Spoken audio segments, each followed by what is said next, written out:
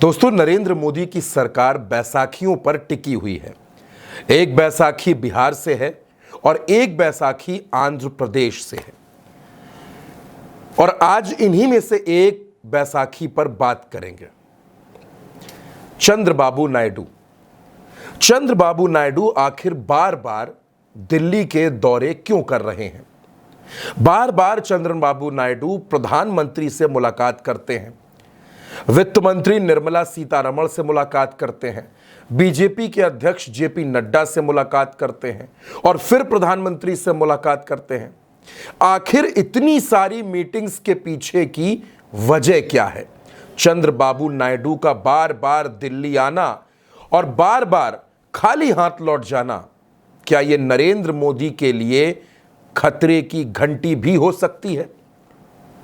दोस्तों, चंद्रबाबू नायडू आंध्र प्रदेश में मजबूत हैं, प्रचंड बहुमत की सरकार है, दिल्ली में भी मजबूत दस्तक है और यह बिल्कुल फैक्ट है, बिल्कुल सच है कि चंद्रबाबू नायडू ही असली किंग मेकर हैं।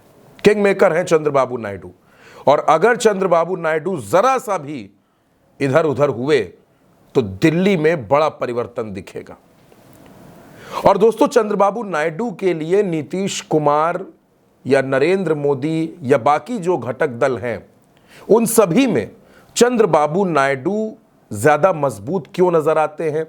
पहली बात, साउथ की राजनीति करते हैं, अपने तेवर के लिए जाने जाते हैं, अपनी बात के लिए अड़ना जानते हैं। और इसीलिए अब यह चर्चा है कि बार बार चंद्रबाबू नायडू का दिल्ली आना देश में बड़ी सियासी हलचल बन सकता है। अब आप याद कीजिए 2019 से पहले का समय, यह मैं नहीं कह रहा, अखबारों की सुर्खियां कहती हैं, अखबारों की खबरें कहती हैं कि चंद्रबाबू नायडू ने कहा कि उन्होंने 29 बार 29 टाइम्स 29 बार प्रधानमंत्री नरेंद्र मोदी से मुलाकात की, लेकिन उनकी मांगों को पूरा नहीं किया गया और इसी वजह से वो अलग हो गए थे। लेकिन अब फिर से साथ हैं और अब फिर से वो अपनी मांगे रख रहे हैं। अब आप दोस्तों सोच रहे होंगे कि चंद्रबाबू नायडू को 15,000 करोड़ दिए गए, क्या चंद्रबाबू नायडू उससे खुश नहीं है? दोस्तों, बात खुश होने की या खुश ना होने की नहीं है। बात यह है कि चंद्रबाबू नायडू जो मांग रहे हैं, जो वो चाहते हैं, उसमें नरेंद्र मोदी उनको टरका रहे हैं, उनको टाला जा रहा है। लगातार चंद्रबाबू नायडू की बातों को सुनकर, उनकी मांगों को सुनकर इग्नोर किया जा रहा है। चंद्रबाबू नायडू क्या मांग रहे हैं? वैसे तो उनकी मांगों की फहरिस्त बहुत लंबी है, उनकी जो फाइल है वो बहुत मोटी है उनकी मांगों की, लेकिन मोटे तौर पर वो जो मांग रहे हैं उसमें दो मांगे हैं। एक है अमरावती कैपिटल प्रोजेक्ट। चंद्रबाबू नायडू ये कहते हैं कि वो ऐसी राजधानी बनाएंगे, ऐसी राजधानी बनाएंगे कि लोग सिंगापुर को भूल जाएंगे, दिल्ली भूल जाएंगे, चंडीगढ़ भूल जाएंगे, बंबई भूल जाएंगे। आंध्र प्रदेश के लिए वो एक ऐसी नई कैपिटल बनाना चाहते हैं। अब ये चंद्रबाबू नायडू का मन है कि उनको ये करना है। असल में ये प्रोजेक्ट उनका बेहद पुराना है, आज का नहीं है, इस पर वो काम करना चाहते हैं। लेकिन बीच में आंध्र प्रदेश में जगन मोहन रेड्डी की सरकार आ गई और ये प्रोजेक्ट और इसकी रफ्तार धीमी पड़ गई। लेकिन अब क्योंकि चंद्रबाबू नायडू किंग मेकर हैं दोस्तों, तो एक बार फिर से वो ये मांग कर रहे हैं, लेकिन मांग की कीमत भी है और मांग की कीमत है 1,00,000 करोड़ रुपए।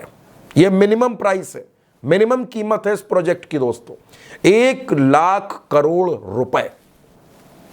क्या नरेंद्र मोदी के लिए, क्या निर्मला सीतारमण के लिए ये बजट आंध्र प्रदेश को देना पॉसिबल है? नहीं, क्योंकि जो कर्ज है वो बहुत ज्यादा है जिसमें देश जूझ रहा है। तो 1,00,000 करोड़ रुपए दे देना बेहद मुश्किल है और इसीलिए टरकाया जा रहा है, क्योंकि बिहार को भी एक बड़ा बजट दिया गया है। लेकिन चंद्रबाबू नायडू के पास एक दूसरा प्रोजेक्ट भी है। वो प्रोजेक्ट इरिगेशन से जुड़ा है, पोलावरम प्रोजेक्ट। उसकी कीमत 2019 के समय के हिसाब से 55,000 करोड़, 5 साल बीत चुके हैं, 55,000 करोड़। काम चल रहा है, लेकिन चींटी की रफ्तार से। फाइलें खुलने में बड़ा वक्त लग रहा है, काम हो नहीं पा रहा जिस रफ्तार से चंद्रबाबू नायडू चाहते हैं। अब ये दो वो मांगे हैं दोस्तों जिसके लिए चंद्रबाबू नायडू बार बार दिल्ली का दौरा कर रहे हैं, बार बार दिल्ली आते हैं और खाली हाथ लौटते हैं। लेकिन आखिर कब तक चंद्रबाबू नायडू खाली हाथ लौटेंगे? आखिर कब तक वो शांत रहेंगे? कब तक वो नरेंद्र मोदी के इस तरह के व्यवहार को बर्दाश्त कर पाएंगे? कब तक चंद्रबाबू नायडू चुप रहेंगे? जाहिर सी बात है, सब्र का जो बांध है वो टूटेगा, और जिस दिन वो सब्र का बांध टूटेगा उस दिन नरेंद्र मोदी की कुर्सी भी हिल जाएगी दोस्तों।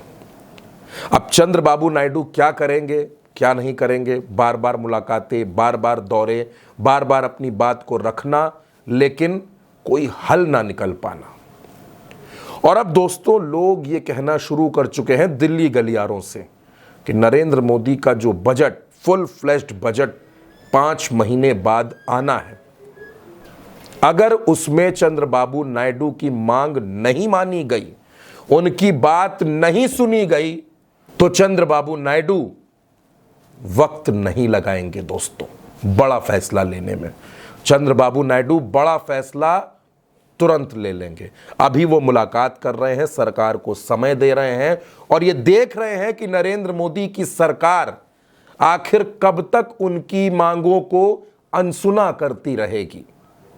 और जिस दिन चंद्रबाबू नायडू का सब्र का बांध टूट गया, उस दिन नरेंद्र मोदी के लिए अपनी सरकार और कुर्सी को बचा पाना मुश्किल हो जाएगा। दोस्तों, इस वीडियो पर आपकी जो भी राय हो, अपनी राय हमें कमेंट बॉक्स में जरूर भेजिएगा। हमें आपकी राय का इंतजार रहेगा। नमस्कार।